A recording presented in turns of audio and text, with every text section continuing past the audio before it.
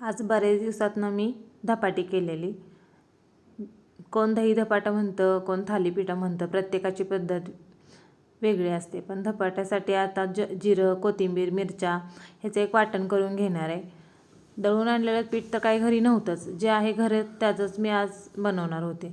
त्यासाठी ज्वारीचं पीठ, गव्हाचं पीठ, बेसन आणि बारीक केलेलं वाटण हे एकत्र केले. आता असं हातानं ववा क्रश करून घालणार आहे. चवीनुसार मीठ, हळद, तीळ घालणार आहे. हे सगळं घालून घेतलं की आता मी असा याचा घट्ट असा गोळा बनवून घेणार आहे. जसं आपण कणिक मळतो त्याच्यापेक्षा लूजच ठेवायचं पीठ. झालं आहे. आता मी ह्याला 10 मिनटं असंच ठेवणार आहे. त्यासाठी इकडं परत चवळीची फोडणी घालून घेतली. चवळीची उसळ करणार आहे. हे बघा आपली चवळीची उसळ पण तयार आहे आणि गरम गरम धपाटी पण तयार आहेत. धपाटी प्रेस करून झाली की त्याच्यावर असे 4-5 होलं पाडून घ्यायची, म्हणजे तेल मुरलं जातं दोन्ही पद्धतीनं.